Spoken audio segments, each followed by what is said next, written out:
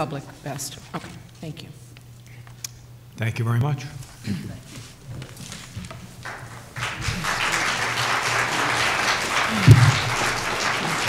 Next panel is the Honorable D. Chad Davis, Joseph J. Heath, Ling Tsou, and Stephanie Lowe.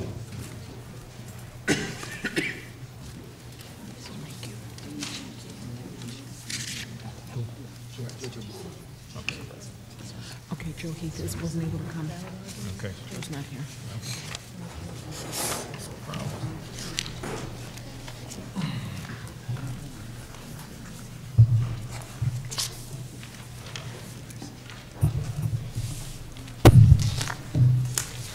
Welcome. Thank you very much.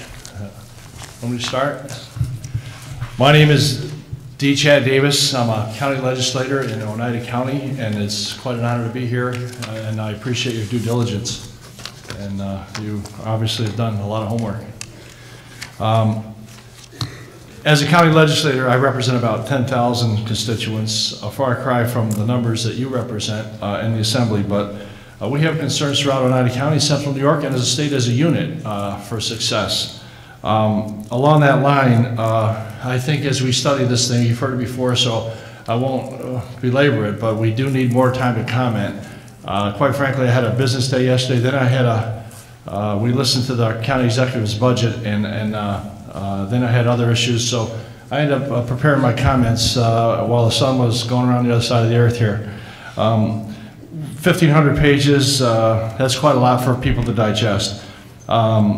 Before I comment on some particular aspects of the revised draft SGEIS, I have to say that I firmly believe that the DEC as an agency still has missed the mark of its basic and essential mission to, quote, improve and protect New York's natural resources and environment, and to prevent, abate, and control water, land, and air pollution in order to enhance the health, safety, and welfare of the people of the state and their overall economic and social well-being.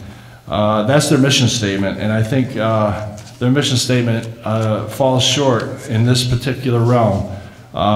You compare that to the fact that they have yet to address the human health impacts and the cumulative impacts. We did have a revised SGEIS for social economic issues and for community impacts, but without these other two, as one lawyer in town in Utica said, that's what it's all about.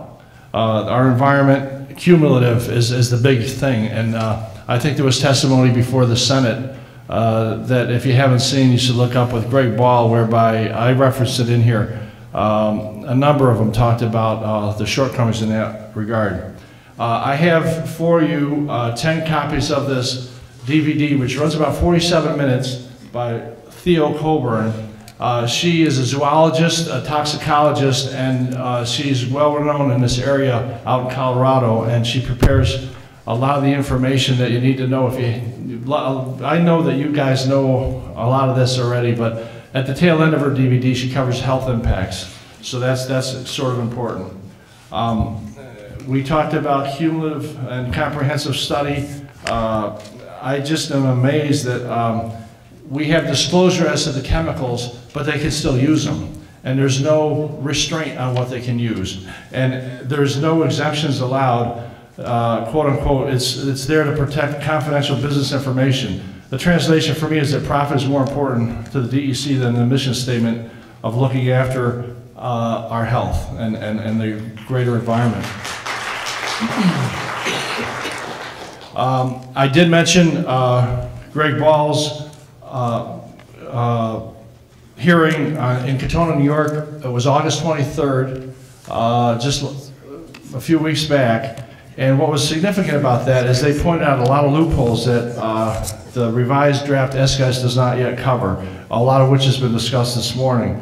I would say that he came up with some great issues. My day job, I'm a title examiner, and I deal with banks and mortgages and title insurance. And we heard Greg Ball talk about one farm in which the value was $300,000. Platform went up on a neighbor's property, and in the aftermath of that platform, the well water went bad, and the home value went from $300,000 to $9,000. That's Senator Greg Ball testifying. He also talked about a farmer who had 11 pregnant cows, and of the 11 pregnant cows, 8 were stillborn. And he says, I'm a farmer by my background. He says, this just doesn't happen. So what had happened is they lapped up the backflow water, those cows did, and that was the end result. So one of his recommendations was they have these gas companies when drill a well, the profit they make off that well is substantial. So they would have the ability to make amends if some of these home values get destroyed because they're contaminated wells that ensue. Then that negligence should be, he recommends 150% of the real estate's market value to be restored. The second thing he talked about was mandatory full remediation of soil and water and monitoring for life. He talked about presumption of causation agreement that they would have to sign, because there's a lot of this that goes on. And the wells leases get assigned, and for example, one story that hit the papers last week from Pennsylvania, the controlling party was Shell South Africa. And the idea is also that they'll probably liquefy this gas and sell it to Europe. It's amazing to me that we could really bastardize our air, soil, and water, and our environment, our homes, and be left with nothing. And the idea is, in Germany, they're taking solar panels and H2O, and they're doing electrolysis to the H2O, and you have clean energy, and that's the direction we should go in my opinion.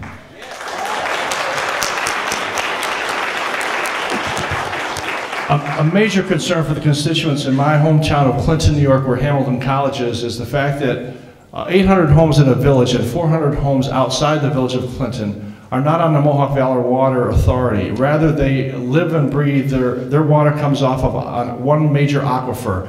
I talked to the former mayor of Clinton last night as well as the present mayor, and they both agreed that if that one aquifer gets contaminated, and it's about 2 miles long, it's oval shape, and it's about 100 feet down, give or take. He says if that ever gets contaminated, and the village sits below 2 hills where leases have been signed, he says we're toast. Basically, in their words, he said, if anything goes wrong with the aquifer, we're done. We'll have to shut it down. And the Mohawk Valley Water Authority has its own problems, so that wasn't really a good way to go with that kind of volume tapping in. The present scope of the revised draft SGEIS provides for setbacks. What I discovered, and there was a conference just recently in Washington, D.C. on September 25th through the 27th. It was the American Association of Petroleum Geologists, and they had a search and discovery article, and it's article number 90131. I provided you with a copy. It's amazing testimony here of this. I'm not a scientist and I'm not an engineer, but this article talks about reports of oil and gas migrations, first vertically of at least 1,000 feet through relatively impermeable shale and carbonate, and probably facilitated by fractures and faults. For example, the article reports oil and gas generated and expelled from the Marcellus Shale in New York, Ohio, Pennsylvania, and West Virginia probably migrated vertically through about 1,500 to 4,000 feet, overlaying the shale and the siltstone upon the upper Devonian and Mississippian sandstone. And other migrations were shown to be 50 miles, and in another one, westward across a migration of 30 to 80 miles through about 1,000 feet under the Ordovician rocks before entrapment in the Cambrian reservoirs. This was a very sophisticated study, but what it strikes me that this is new science. It's sort of like if you play a game of pool, every time you play a game of pool, the alignment of the balls on the table are different. It never is the same. With fracking, you have fractures and unknown circumstances that you cannot even see. The Gulf of Mexico oil spill, the sun evaporated 85 to 95% of that oil, and the rest of it could be chased down and seen. This type of activity, you can't chase this stuff down underground. Anyway, moving on.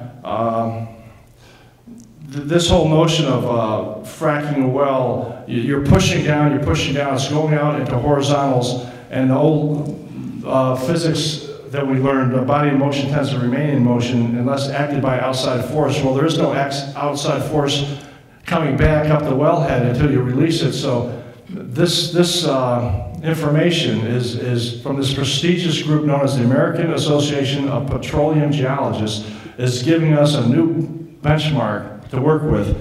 And this benchmark is substantial in their distances for setbacks. The entire drilling technology does not appear to be practicable or viable. Simple common sense tells us that, and I'm not a scientist as I said, but it just doesn't make any sense. There's too many unknowns here. Finally, I will talk about at Hamilton College a few weeks ago, Stuart Gershkin, who was a former executive director of the Commissioner of the New York State Department of Environmental Conservation, while participating in an overview of the science and policy of gas drilling, talked about the fact that the key to this whole thing was the goodness of the well casing. He said, if that is done right, that everything will be fine. Well, juxtaposed to Stuart Gershkin's comments are those of Victoria Schweitzer, who you may have known if you've been to Pennsylvania, and Josh Fox. And I go back to the testimony to the New York State Senate on August 23rd. Schweitzer said that of 73 wells in her area, 43 were looked at by DEP. Of the 43, 22 were found to be defectively cased, insufficiently or improperly cemented, or cased in defective ways. And you can Google Tony Ingraffia from Cornell, who is one of the founders of this major process of hydraulic fracturing, and he now talks against it, but he said well casings of 3, 4, and 5 casings have still been shown to fail. So that there's no guarantees with this technology, and that's why he's out against it. Mr. Davis, I need for you to conclude. Okay, very good. Finally, my conclusions right now is that there's so much more to be known, and with the casing failures that are out there, we just need to stop this whole process right now. If we have to put a ban on it and look at alternatives, but right now it's not safe because the people are going to be harmed to no end, and as will our environment. The half-life of radon is 1,000 years. Thank you. Thank you.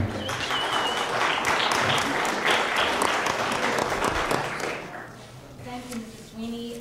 I think you need to push the button there and turn that on. I'll use this one. Okay, sure. Thank you, Mr. Sweeney, and distinguished members of the committee for holding this public hearing to give residents of New York State a chance to make public comment on DEC's revised draft SGEIS. My name is Ling, Tsou. I'm a resident in New York City, and I'm a grandmother. I have a 5-year-old granddaughter and 4-year-old grandson. That's the reason I'm here. I'm here for them and for all the children living in New York State. The revised SGEIS has many flaws, too many to cover here, and I would like to touch upon just a few points.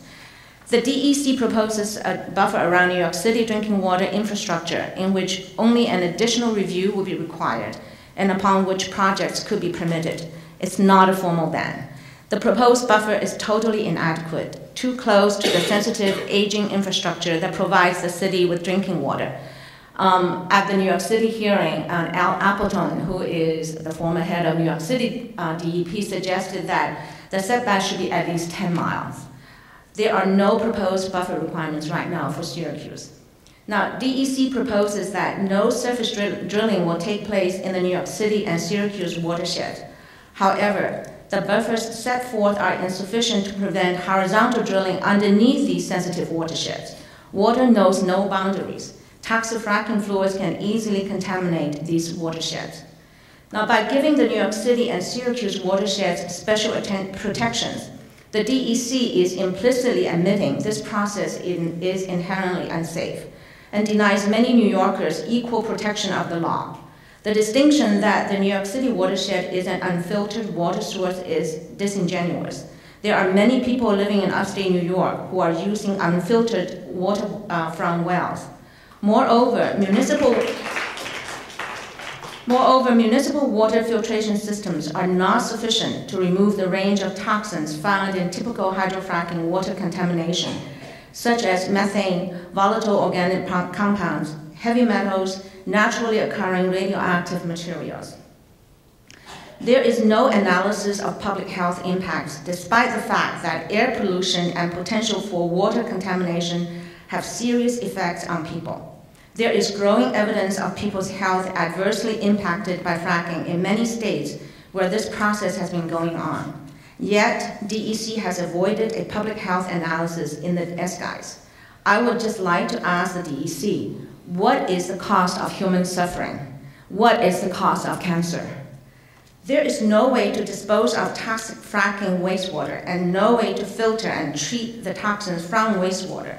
It is not acceptable that DEC plans to leave it up to the gas industry operators to track the solid and liquid wastes produced as a result of fracking. The SGEIS does not classify fracking waste as hazardous waste. This means fracking waste could be sent to municipal sewage treatment plants not equipped to properly remove the toxins, thus putting the safety and health of our water and communities at grave risk. Now, the recent and tragic flooding in the Catskills and other parts of upstate New York following Tropical Storm Irene is a reminder that floodplains are no place for industrial activities, including gas drilling. Imagine the horrible consequences to the communities in these affected areas if the raging floodwater also carried tons of deadly fracking waste.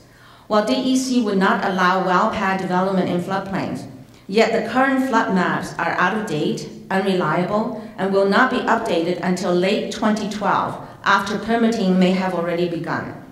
In addition, DEC would still apparently allow fracking-related activities, such as infrastructure, holding ponds, etc., in the floodplains. Fracking is an industrial process that threatens our water, air, land, and our health. State after state, from Wyoming to Pennsylvania, has documented its dangers. New York cannot afford to put short-term gas profits ahead of the long-term health of our water and our communities. We therefore demand a ban to fracking in New York State. It's time we move away from fossil fuels and invest in renewable energy.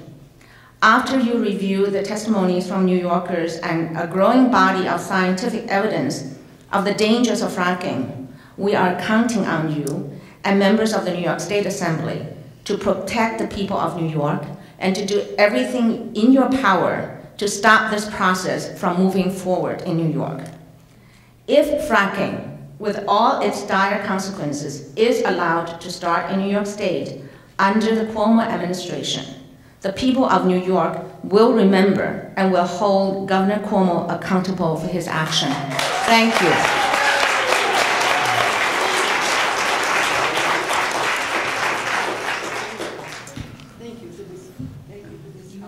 You push the button on the bottom, on the base there, get a little red light, and that tells you it's on.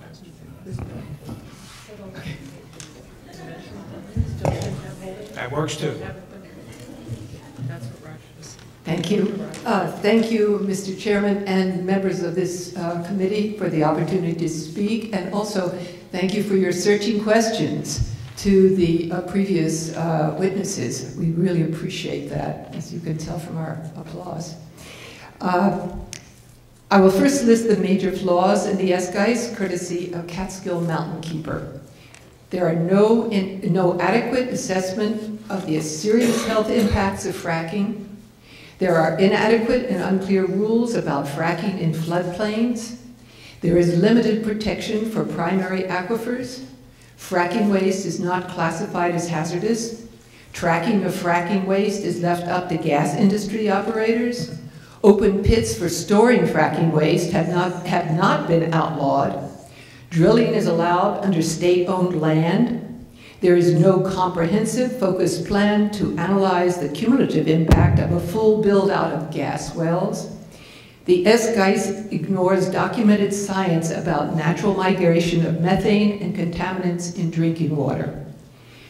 To focus in on only the first item, the inadequate assessment of serious health impacts of fracking, I want to submit excerpts from a report from the president of the Troy, Pennsylvania Community Hospital based on problems encountered from drilling by the Marcellus shale industry. This report provides an assessment of those impacts after the damage has been done, serving as a window into our possible future. The problems range from foot and leg wounds and injuries of mechanical cause and as a result of constant or long-term exposure to frac fluid of variable and unknown chemistry, increased state population, increasing the number of illnesses and injuries, no health insurance for workers who must be treated, poor health of workers who come in for emergency services, and so on and on. A few of the final recommendations of this hospital report include increasing Department of Health services for industry workers, taxing the industry for municipal funds to address health issues, requiring companies doing business in the state to provide primary care physicians and health insurance for employees, providing educational programs for industry employees to recognize their symptoms of infection, chest pain, hydration, when and where to seek care, etc. The short-term effects of this technology are clear in our neighboring state. The long-term effects of illness and endocrine disruption are clear in communities out west, where the process has gone on for many years. Clearly, the recommendations of this report indicate that Pennsylvania is now bearing these costs and burdens and being overwhelmed.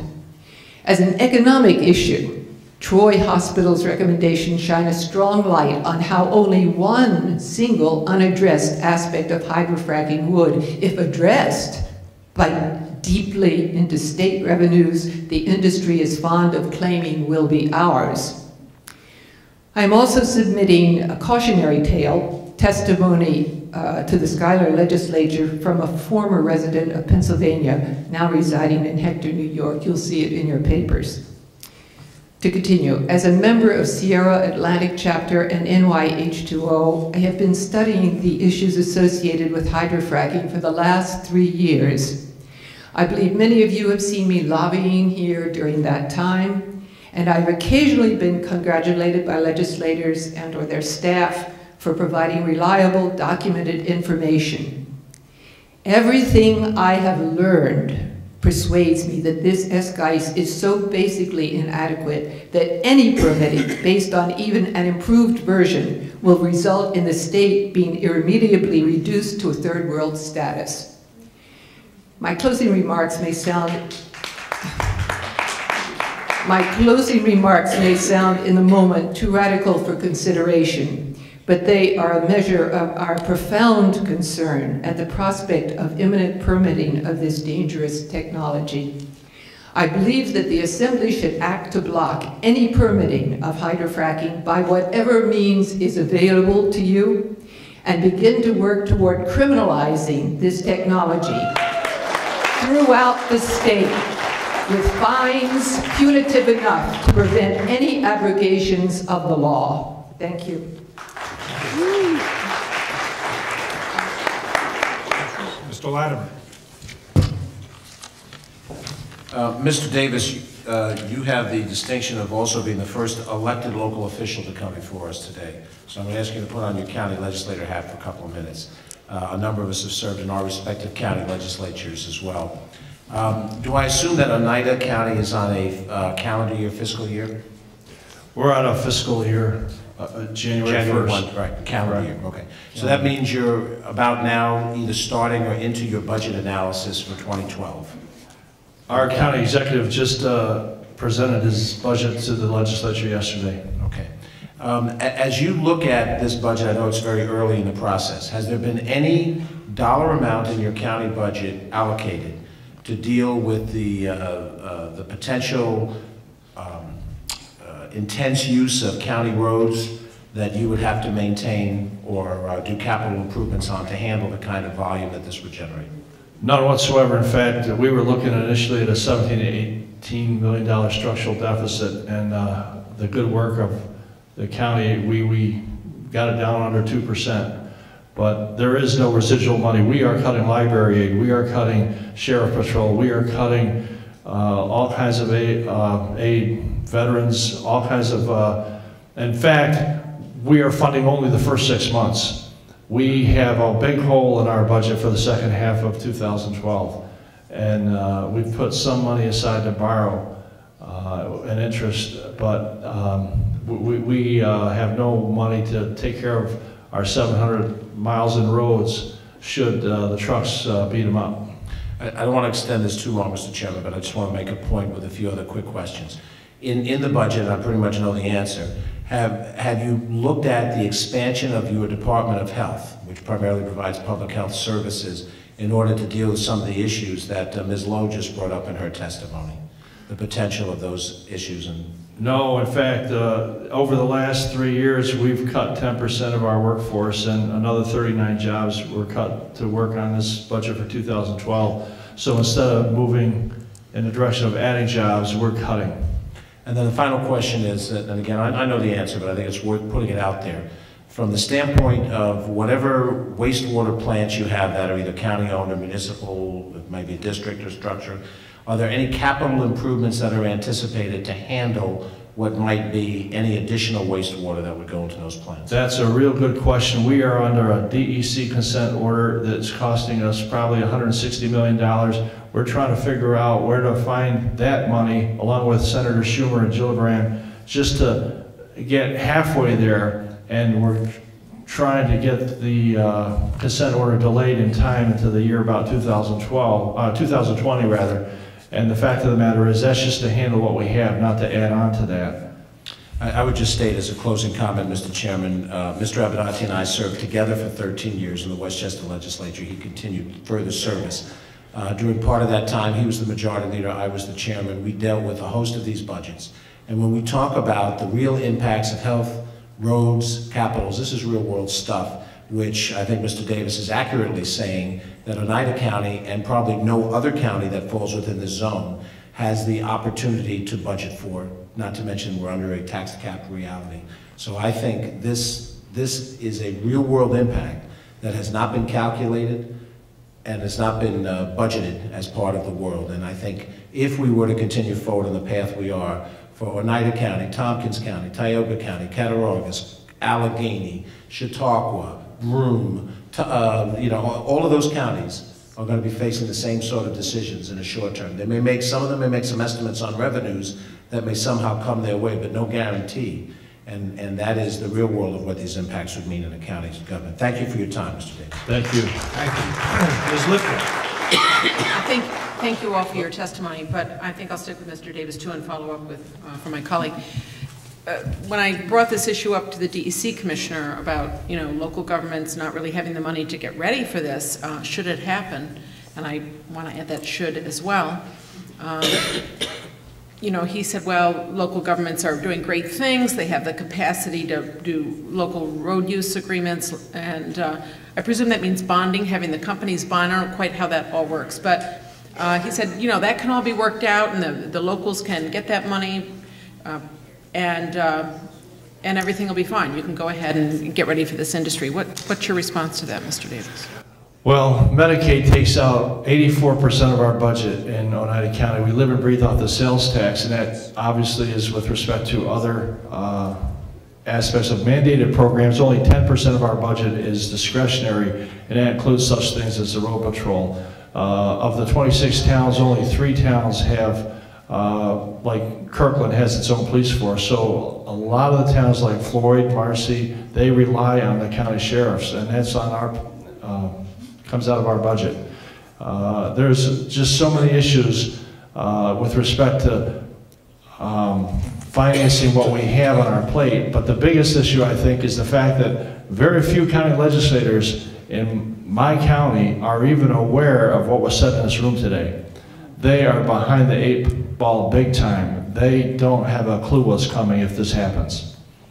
So they're not working on local road use agreements, not getting agreements with potential agreements ready for companies coming in and having someone float a bond. I don't know how this works, but the town or the company float a bond to prepare. Some of the leadership thinks that it's going to be an economic benefit in some respects, but that's only because they hear scuttlebutt. Hills and Knowlton hired a PR firm to malign Josh Fox, I think, so that that's the same PR firm that was hired to say that cigarette smoking doesn't cause lung cancer. So the idea is the scuttlebutt is all they hear. They haven't settled down into the truth of the matter. Thank you, Mr. Davis. Thank you all very much. I'm sorry, Mr. Abenaki. I just want to make a comment and add to what my colleagues have said. Is thank you all for giving us your comments. I'm just disappointed that the DEC doesn't seem to see what so many other people see, which is just plain common sense. And I don't believe that they're... We all here applaud what you Assembly men and women have done today, and thank you so much for your time and due diligence. Thank you.